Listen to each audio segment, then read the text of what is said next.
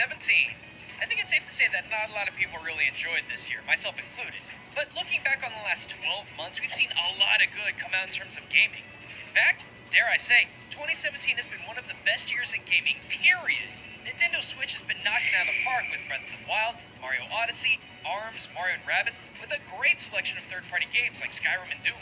PlayStation has had some fantastic games come out this year as well, with Persona 5, Nier Automata, Hellblade: Senua's Sacrifice, Yakuza 0, Horizon Zero Dawn, and one of my personal favorites, Neo.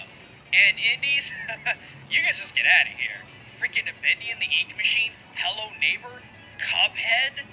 But one of the biggest highlights of the gaming year came for me in December, when we were graced with the recreation of one of my favorite games of all time, Okami. This game not only takes me back as a gamer, but also as a content producer. There's a very good reason why so many of my earliest videos revolved around this game. And it's not just because I'm a horrible weeb with an obsession based in ancient Japanese mythos. It's the presentation that literally makes all the difference in the world to me. And if 2017 has taught us anything about gaming this year, it's that artistic execution of visual style is absolutely a major force when it comes to creating, selling, and enjoying a game. Bendy showed us that. Cuphead showed us that. And now, Okami reminds me of it as well. But Okami does something with its distinct visual style that I rarely see games really touch on. Whereas most games with a unique aesthetic builds their worlds and characters around it, Okami actually builds its gameplay around it. For those of you who have never played it, Okami has a unique mechanic within its gameplay, where after freeing various brush gods along your journey, you're given the power to manifest all manner of creations to aid you on your quest. Whether it be restoring broken items, blossoming plants, summoning vines, creating firework bombs, or even something as simple as creating wind or slicing an enemy. In Okami, your brush literally brings the world to life with every precision stroke you take, and already speaking of precision, this game can get really finicky about making sure your strokes are perfect when it comes to your creations. Given enough time though, and regular combat integrated with precise brush strokes quickly becomes second nature in this game. And you know, in all the videos I've done all of these years ago, I've always looked at the individual characters of Okami. Amaterasu, Isun, Sakuya. But the delicate art style in which they're all portrayed in is something that I've always neglected. Until today. Because I've learned that Okami's beautiful design and brush mechanic gameplay weren't simply taken from some random specific period art style, but were inspired by, well, a near religion if you can believe it. The thick lines and soft colors of Okami comes from an ancient painting style known as Sumie in Japan, but better known in its birthplace of China as Shi Mo Hua. While both these names simply mean ink painting, don't let that simplicity fool you, because behind it is an artistic spiritual philosophy that Okami has effortlessly been able to replicate. Like Okami, Sumie is an art style that doesn't so much focus on photorealism of a scene or a landscape, but rather is an interpretation of one. However, unlike many artists who will sit in a silent lake or a rolling green field and paint or draw for hours on end, the Sumie artist rarely creates outside their home, and even more rarely creates what they see. For in Sumie, you don't replicate what you see visually, but rather harness the chi, or ki, of nature, and illustrate the energy that each plant, stone, or animal has within them. For almost 2,000 years now, Buddhist and Taoist practitioners alike would incorporate Sumie in their activities of self-reflection, humility, and harmonizing with nature and the universe. Each painting, humble in its design, was a way of the creator to not only grasp the understanding of the energies of nature, but use that understanding to recreate those energies in their works. I know we're starting to hit Jedi levels of philosophy here, but to these practitioners, Sumie painting was more than just creating something beautiful. It was seeking harmony and understanding within the universe, understanding and capturing the energies of natural existence within their art, and replicating those energies into their painting.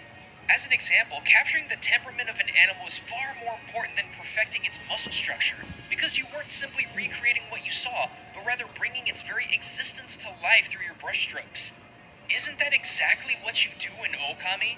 With maybe one or two exceptions, everything you paint, from the trees to the grass to the elements like wind, fire, water, rain, or even the sun itself, you are actually creating all of these aspects of nature. And that's what Sumie painting was all about.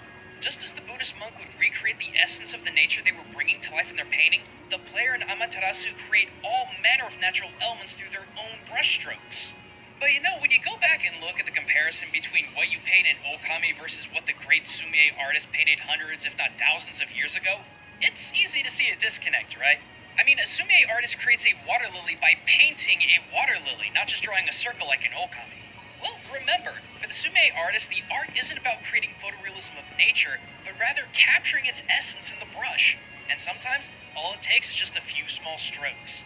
So check this out. Unlike most of the languages of the world, Chinese and by extension Japanese is not phonetic, but symbolic. For example, the word for tree or ki, oh, looks like a tree. Fire or he looks like fire. Kawa or river looks like a river. In other cases, some characters are built from what are known as radicals, which are individual smaller characters that by themselves could have one meaning, but coming together could have many. For example, the kanji ki alone means tree, but put two of those together and it becomes hayashi or forest. And then if you get three of these things together, you get mori or woods. And this doesn't have to be individual radicals put together either. For example, love or I is literally hand covering heart that's delayed. Yeah, I'd say that sums up love pretty well. But my point is, when it comes to the philosophical aspects of Sumie, when you practice calligraphy, you weren't writing the character, you were painting it. When you write Yama, you're not simply writing a word for mountain, but rather recreating its essence in 3 simple strokes. And again, isn't using simple symbolic strokes to create elements of nature exactly what you do in Okami? To create the sun, you make a single circular stroke in the sky, but to create a deluge rainstorm, you draw 2 downward falling lines instead. And finally, to create a blizzard, you draw a simple snowflake. This is not so unlike how, quote, painting characters in Chinese or Japanese captures the essence and meaning of nature within a few swipes of the brush.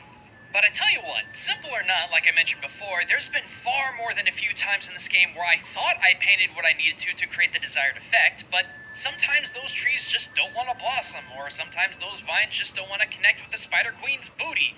But accidental or not, this sometimes insane level of painting precision also encapsulates the essence of sumie painting as well.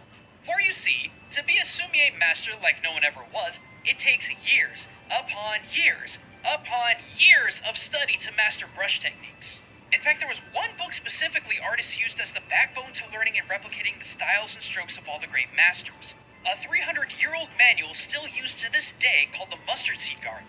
Apparently, students would have to recreate stroke for stroke the paintings of the old masters before they were ready to create their own pieces. That makes sense, though. Seriously, sit down with a calligraphy brush and a piece of washi paper and try to paint something. It ain't easy. But I think in a weird sort of zen way, that's kind of the point of Okami. In the very beginning, you're given 2 or 3 key strokes, like power slash, bloom, and sunrise. Most of the time you forget that you have them, or the game flat out tells you you have to use them, only to get frustrated how precise you have to be in order to activate the brush technique. But in time, they become second nature, not only in combat, but in the world itself. By the end, you have almost 20 different strokes to work with, and each of them feels as core and familiar to the gameplay as jumping or comboing. And I think that's where the magic of Okami really lies and what makes it so memorable. Just like the sumie art practice it's based on, it's a very pure and almost spiritual experience. With a few strokes of the brush, you breathe green and life into the game. Every single time I bloomed another guardian tree and watched that rush of color and nature flowing back into the gray, featureless landscape, I got chills every single time. Sure, it's not high poly textures and a 4K resolution, but for gamers that didn't matter because the style precisely captures the feel of what we're seeing. Grass, trees, animals, and people. Even in combat, the artistic style lends itself to represent in color and shapes the conflict rather than high-definition movement or action. It's just a fascinating example of art melding with game and the beautiful experience such a combination can create. But thanks for watching, everyone. If you're feeling brave, those old Okami videos are still up for your viewing pleasure, or you can come by my Twitch and hang out with me and Aki during our long play of the game. But if you're looking for something a bit more professional, I've recently done a video breaking down the cultural origins of Breath of the Wild's final DLC, The Champion's Ballad, over on my channel, further showing me that even the smallest of things in games can have big, real-world inspirations. But never neglect the beauty of science, which both Matt and Austin still show off in their amazing videos, which you definitely should check out. But until next time, everyone, this is Gaijin Goomba, signing out.